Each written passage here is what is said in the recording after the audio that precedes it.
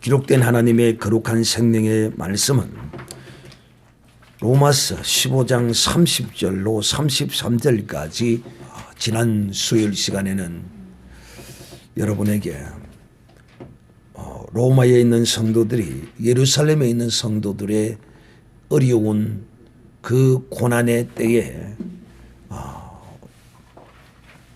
기쁨으로 즐거움으로 감사함으로 헌금함으로써 그 헌금이 이 예루살렘 성도들에게 도움이 되고 또 너희는 주 예수 그리스도 안에서 하나님의 거룩한 믿음의 사람들의 기본적인 구제와 선교의 거룩함으로 너희는 그렇게 기쁘게 했지만은 그 뒤에는 이런 하나님의 은혜가 있었다. 즉 유대인들이 이 복음의 말씀을 받았었고 또 그 말씀이 그들 가운데 임하여져서 그들에게 이 복음이 주어졌지만은 그들이 이 복음을 다 흡수하여 받아들이지 아니하고 오히려 이 복음이 이방인에게로 전하여져서 너희들이 이 복음을 받았기에 당연히 이런 어려운 가운데서 이렇게 기쁨으로 즐겁게 섬기는 것이 지극히 당연한 것이다 하는 것을. 그래서 제가 이 말씀을 하면서 항상 우리는 우리의 행하는 것 너머에 그 어떠한 하나님의 알지 못하는 우리가 알지 못하는 하나님의 뜻이 항상 있다는 것을 기억하라. 그러므로 주께서 우리에게 명하신 그런 모든 말씀들은 우리가 행함으로써 온전케 되고 또 복된 믿음의 사람이 될 수 있다. 그러므로 너희는 항상 모든 일에 모든 나의 형편에 이 현재의 삶을 감사함으로 받으라. 기억납니까?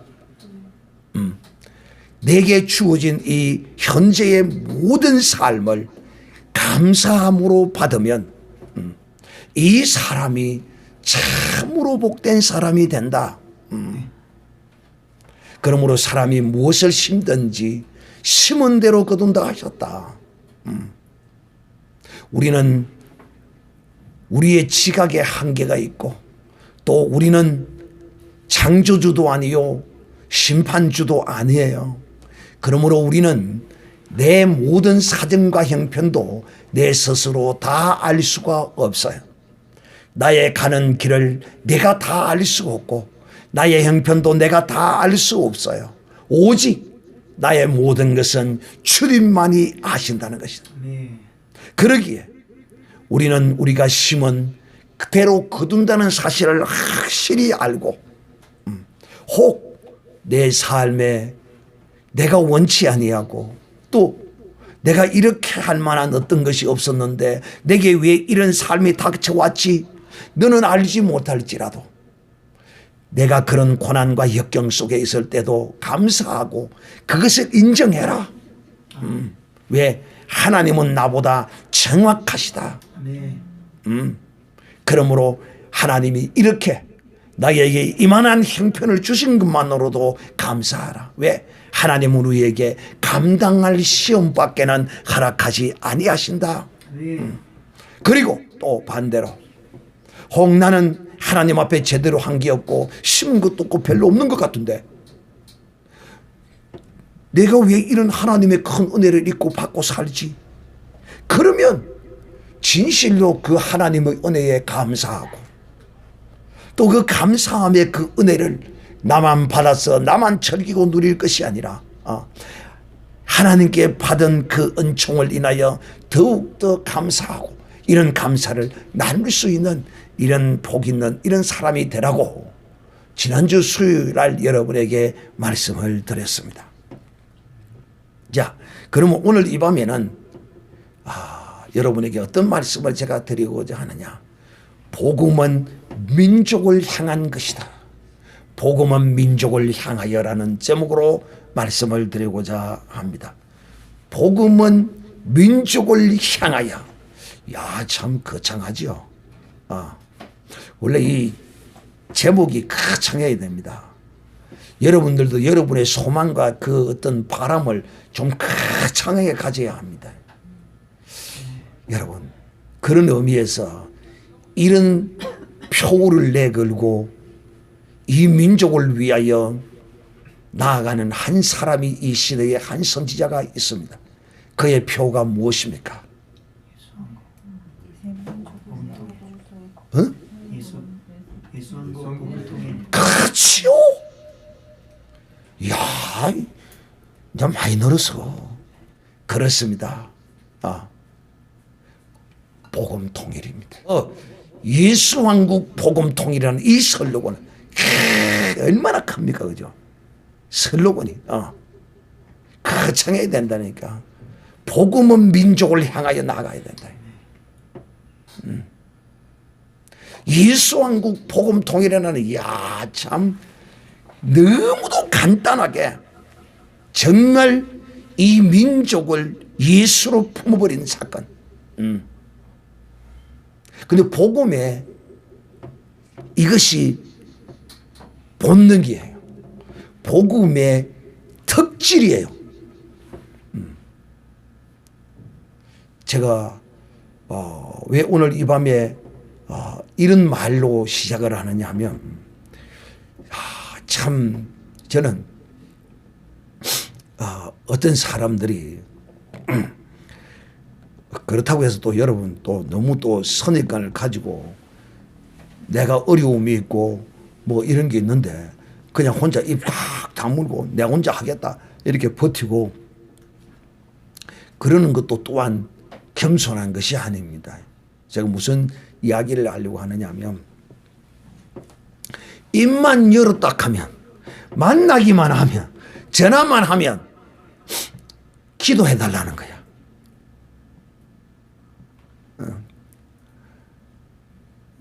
난로를 위해서 무엇을 위해서 좀 기도 좀 해주세요. 기도 좀 해주세요. 근데 놀랍게도 이 사람은 습관이 돼가지고 누구든지 만나면 기도해 달라는 거야. 누구든지. 지기도 지가 해야지. 그래 안 그래요? 자기 기도 아닌 것도 해야 하는데 참 나는 이런 은혜스럽지 못한 이런 사람들을 볼 때 내가 너무도 가슴이 아파. 우리는 바울을 배워야 돼. 바울은 성도들에게 로마에 있는 성도들에게 어떤 개인적인 자기 어떤 사사로운 뭐 있던 저런 이런 것을 위하여 기도해달라고 이렇게 말하지 않았어요. 그런데 사도 바울도 기도해달라고 부탁의 말을 많이 보면 하고 있어요. 잘 한번 살펴보세요. 하버영 성도는 내가 숙제를 하나 내야 되겠어. 사도 바울이 기도 부탁한 것이 무슨 부탁한 것인지 아니면 그 목록을 한번 찾아봐봐. 뽑아봐봐. 오늘 이 밤에 보면은 바울이 이 로마에 있는 성도들에게 기도의 부탁을 하고 있어요. 어떤 기도의 부탁을 하고 있느냐? 형제들아, 내가 우리 주 예수 그리스도로 말미암고 성령의 사랑으로 말미암아 너희를 권하노니 너희 기도에 나와 힘을 같이하여 나를 위하여 하나님께 빌어달라, 구해달라. 이 기도 부탁을 하는 거야. 이 바울의 기도의 부탁은 어떤 부탁이냐? 이 유대인들을 향한 저들의 그 완악한 심령, 그 불순종한 심령들이 순종의 마음으로 이 복음을 받아들일 수 있도록, 돌아올 수 있도록 내가 이렇게 기도하고 있는데 너희도 이것을 기도해 달라는 거야. 근데 사실 사도 바울이 이것을 몰라서 이렇게 기도하라고 그럴까요? 이것이란 무엇입니까?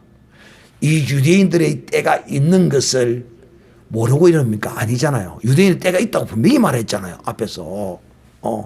그럼에도 불구하고 이 사도 바울은 자기의 민족, 이 예루살렘에 있는 이 유대인들을 향하여 그들이 그 불순종함을 버리고 주께 돌아올 수 있도록 내가 기도하니 너희도 함께 기도해 달라고 이렇게 성도들에게 부탁하고 있는 것입니다. 저 민족을 위하여 기도하는 사도 바울입니다. 정말 이 선지자 정도 되려면은 민족을 가슴에 품어야 하지 않겠습니까? 그래서 이 선지자의 슬로건이 이 하나님의 은혜를 받고 성령의 충만함을 받았을 때에 그 슬로건이 무엇이라고 했습니까? 이 민족을 내게 주시옵소서라고 그러잖아요. 이거는 이 복음의 본질이야. 복음의 본능이라니까. 이것을 아는 사람은 그 민족을 가슴에 품게 되어 있어요. 참 여러분, 그가 의도적으로 그런 생각을 하려고 했을까요? 성령께서 그 마음을 강건하여 감동시켜 버리시는 거예요. 왜? 이 복음의 본질이 그래요. 결코 이 민족을 떠난 이 복음은 없어요. 유대 이스라엘에게 하나님이 보낸 수많은 선지자들이 이스라엘 민족을 향하여 부르짖고 외치고 그 민족을 위하여 하나님이 그 선지자들을 보낸 것이라 이 말입니다. 이 예수왕국이라는 이 말이 어떤 뜻을 담고 있느냐? 우리는 이 말에 대하여 이 구에 대하여 정확하게 알아요. 예수왕국과 복음통일이라니 정말 이 슬로건에 그냥 하나의 하나님의 성령이 그냥 기뻐서 네가 참 복음을 제대로 가는구나. 사랑하는 형제들이요, 오늘날에는 지금 이 대한민국이 참 안타까운 것은 이 민족을 위한 기도의 불이 꺼져버렸습니다. 야, 참 그래도요, 한 20년 전만 해도요, 제가 하나님의 은혜를 받았을 그 시대만 해도 민족 복음이라는 이 말이, 이 단어가 국민일보뿐만 아니라 부흥집회라든지 기도원이라든지 이런 데 수없이 회자되고 걸려 있었어요. 근데 지금은 거의 전무하다시피 어떤 부흥단체의 간판 이름이 민족 복음화 무슨 부흥협회 그런 거는 있을지 몰라도 이 민족을 위한, 이 민족 복음화를 위한 기도의 불은 놀랍게도 꺼져버렸습니다. 왜 그럴까요?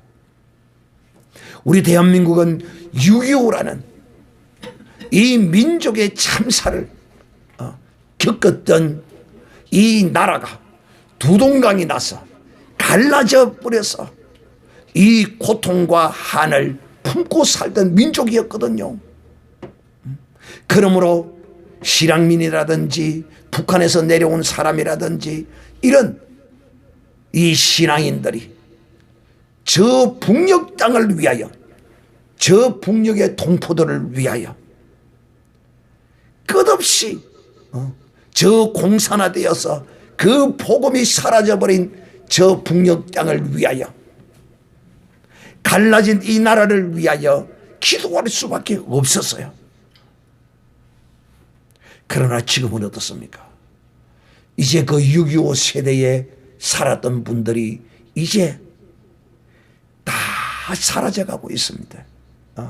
멀어져가고 있어요. 쉽게 이야기하면 이제 거의 다 죽었어요.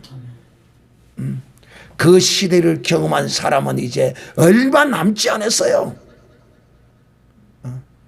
6.25 세대 이후에 태어난 사람들은 그런 민족의 고통과 아픔과 쓰라린 그 살육의 강경에 대하여 전혀 의식하지 못하고 인식하지 못하고 살아가는 이런 시대에 성도들조차도 그 맥락이 끊어지고 말았다는 것입니다.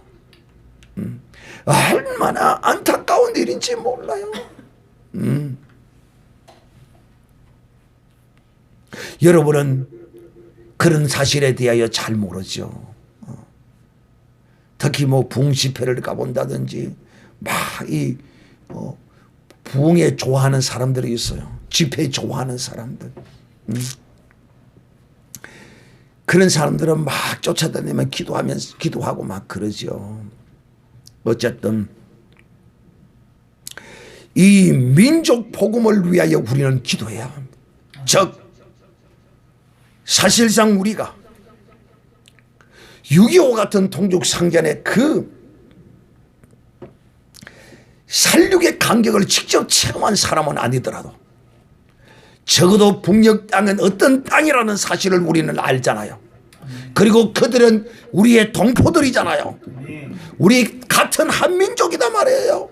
그런데 우리가 그들을 전혀 기억지도 않고 생각지도 아니하고 우리의 기도에 그들이 들어가지 않는다면 어찌 우리가 이 복음을 제대로 받은 사람이라고 하겠느냐 이 말이에요. 정말 전과 같이 교회가 기도원이 모두가 다 민족 복음이라는 이 슬로건을 내걸고 기도하는 그런 교회와 기도원으로 이 땅이 회복이 되어야 합니다. 성도들의 그 심령밭이 새롭게 회복이 되어야 돼. 이것이 개혁이에요. 이것이 개혁. 개혁 말로 개혁이 아니에요. 민족 복음으로 기도했던 우리의 믿음의 거룩한 선진들의 본을 쫓아서 우리가 그 길로 나아갈 때 이것이 개혁이라는 거야. 개혁. 그러므로 살아난 자들이요, 진실로 이제 우리는 오늘 이 말씀을 듣고 이 복음은 민족을 위한 복음이구나. 사실상 제가 강조하기 위해서 민족 복음이라고 이렇게 말하지만은 모든 세상, 온 세상을 위하여 나아가는 것이 이 기독교의 복음입니다. 그 앞단계가 바로 민족 복음이기에 제가 이 밤에 이 민족 복음을 강조하는 것입니다. 그러므로 사랑하는 이제 교회는 민족을 위한 기도가 끊어져서는 안 됩니다. 왜냐?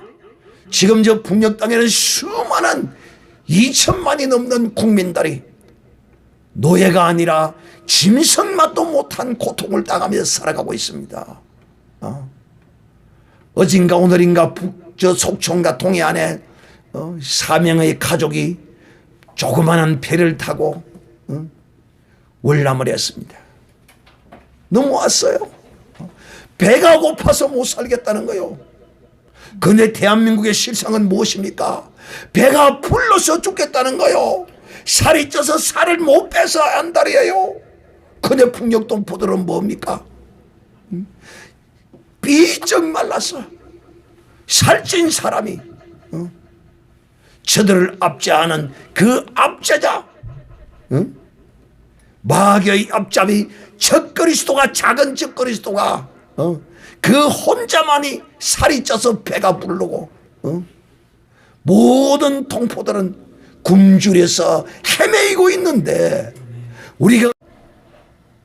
우리만 잘 먹고 잘 살고 나만 내 가족만을 위하여 기도하고 앉아 있어서 되겠느냐는 것입니다. 그러므로 오늘 이 밤에 이 말씀을 들은 우리 모두는 이 기독교의 이 복음이 민족 복음이라는 사실을 정말 잊어버리지 말고 기도할 때마다 대한민국 이 민족 복음화를 위하여, 복음 통일을 위하여 정말 이 대한민국이 삼천리가 예수 한국으로 변할 수 있도록 정녕 우리가 기도해야 합니다. 여러분은 모르지만은 저는 제 기도의 첫 기도가 그 기도입니다. 이 민족을 하나님 불쌍히 여겨주시고 저 북녘 동포들을 저 고통에서 자유케 하여 주시옵시고 이제 하나님의 선한 때를 이루어 주시옵소서. 특히 이스라엘 백성들이 70년의 노예 기간을 끝내고 하나님이 그들에게 자유를 주셨어요. 그래서 저는 정령 70년이 된 북한이 70년이 되었을 때 하나님께서 그 자유의 빛을 비춰주지 않을까 하고 기다렸는데 지금 3년 4년 5년 지름 이렇게 흘러가고 있습니다. 74년 5년 이렇게 흘러가고 있어요. 아마 곧 멀지 않아서 하나님께서 이 역사를 반드시 이루어 주실 것입니다. 정말 저 북녘의 동포들은요 사람이 아니에요. 오직 로봇 같은 존재만이 살아있는, 거기 살아도 거기 산 것입니까? 사람 사는 것이 아니에요. 사람 사는 것이. 인간의 가장 기본적인 것이 먹는 거잖아요. 입는 거는 둘째라도 먹는 거잖아요. 이것으로 고통하며 살아간다는 것이 정말 이거 사람 할 짓이 아니다. 하나님이 이제 70년간의 채찍을 하나님이 저들에게 주셨다면 이제는 거둘 때가 되었다. 다 이유가 있어요. 이유 없는 것이 없어요. 분명히 말씀하잖아요. 왜 저처럼 북녘 땅이 저렇게 잘리워져서 공산화가 되었는가. 그 이유는 바로 저들이 평양에서 신사참배를 결의했다는 것이 이 복음으로 본 그 문제의 원인인 것입니다. 그런데 이 대한민국의 이 남쪽의 이 땅은 이 복음이 전거되어 이렇게 잘 살겠다게 되었느냐. 바로 고신이라는 이 교단이 주기철 손양원이라는 이런 유명한 이런 사람들이 이 고신이라는 교단을 통하여 이 복음을 지켜왔기 때문에 이 나라가 공산화가 되지 아니하고 반을 잘라져서 허리가 잘려져서 반은 공산화가 되고 하나님의 징계를 받고 대한민국은 번영과 이와 같이 자유와 이 복음을 누리고 살게 되는 것이라고 수많은 믿음의 선진들이 이렇게 말하고 있더라는 것입니다. 이제 하나님의 이 70년이라는 세월이 다 됐어요. 지났어요. 왜 이처럼 이루어지지 않을까요? 그 이유가 뭘까요? 기도의 불이 꺼져버렸기 때문이라는 걸 알아야 합니다. 정말 저 북녘 땅에는 저 동포들이 불쌍치도 않습니까? 이 문재인이라는 사람을 저 살육 도살장에다가 살기 위해서 넘어온 사람을 도로 갖다 보내버리는 이런 사단의 역사를 저지른 이런 악한 자를 하나님은 결단코 용서하지 않을 것입니다. 사랑하는 자들이여, 그러므로 이제 오늘 이 밤에 이 말씀을 들었으니 이제 우리는 진실로 이 민족 복음을 위하여 주여 저 북녘의 동포들을 구원하여 주시옵소서. 뭐 하려고? 저들을 잘 입고 잘 먹고 잘 살게 하기 위하여? 이거는 둘째 문제예요. 저들에게 영혼 구원을 위하여, 저들에게 이 복음이 들어가서 저 북녘 땅이 다시 한번 온 세상을 통하여 제2의 예루살렘으로, 기독교의 예루살렘 성지로 이 평양이 불려지게 하시고 그 김일성 광장에서 복음 집회가 이루어지는 그날이 오게 하여 주시옵소서. 이것뿐만 아니라 이 평양에서 신의주로, 신의주에서 천안문 광장으로, 이 천안문 광장이 민주화의 운동으로 뿌려진 그 피 위에 그곳에 예수의 피가 부흥성회를 통하여 천안문 광장이 적치어지도록, 그리하여 저 중공 땅이 구원을 얻을 수 있도록 우리가 기도해야 할 것입니다. 다 같이 한번 우리가 통성으로 오늘 이 말씀을 듣고 기도하도록 하겠습니다. 주여